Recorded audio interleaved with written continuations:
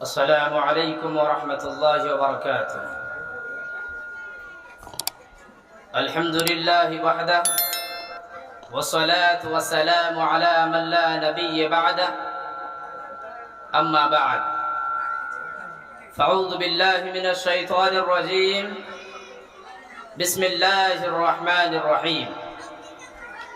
يا أيها الذين آمنوا اتقوا الله حق تقاته ولا تموتن إلا وأنتم مسلمون.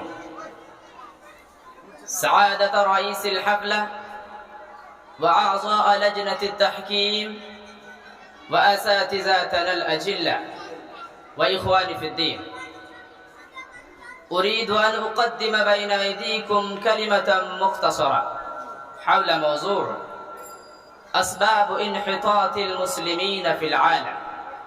أيها الإخوة، فاتقوا الله حق تقاته ولا تموتن إلا وأنتم مسلمون، وسارعوا دائما إلى مغفرته ورضوانه.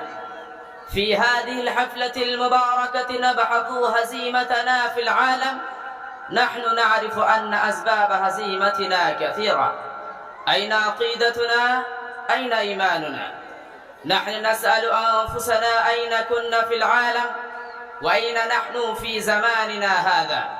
أنا لا أستطيع أن أذكر أمامكم أحوال المسلمين في العالم، وأين أموالنا ودماؤنا وبيوتنا ومساجدنا وأوقافنا ومدارسنا. إخواني في الله، نبحث عن أسباب ذلة المسلمين في العالم، فهي كثيرة.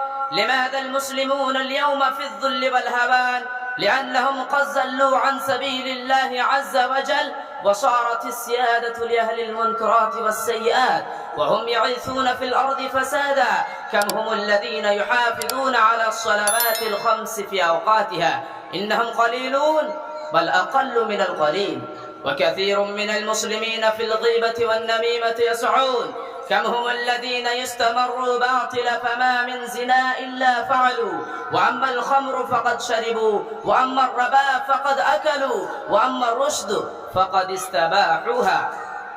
والمسلمون يصفقون لأمثال هؤلاء ولا يغيرون المنكرات، وبعد ذلك إذا ابتلاهم الله بالمصائب يبكون ويشكون، ولم يعلموا أن جزاء من جنس العمل، ثم بعد ذلك نعيم الزمان. عجبا والله، إن الزمان لا يفسد إلا بفساد أهله، ولا يصلح إلا بصلاح الناس. إن صلح الناس كان الزمان صالحا، فإن فساد الناس كان الزمان فاسدا. فإن فساد الناس وهلك الأمم إنما يكون بسبب انتشار المعاصي والسيئات والمنكرات، كما قال تعالى: ظهر الفساد في البر والبحر بما كسبت أيدي الناس ليذيقهم بعد الذي عملوا لعلهم يرجعون. سورة الروم.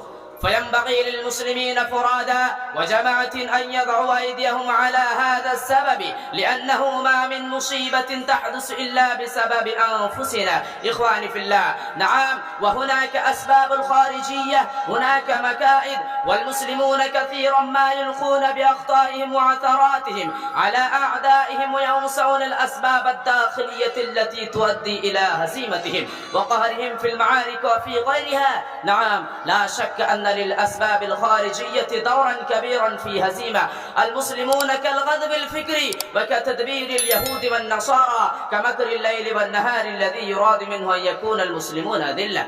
نعم، لا شك أن لهذا كله دورا كبيرا في هزيمة، ولكنها في الحقيقة لا تؤثر وتدفع بإذن الله تعالى إذا كانت الأسباب الداخلية منتفية.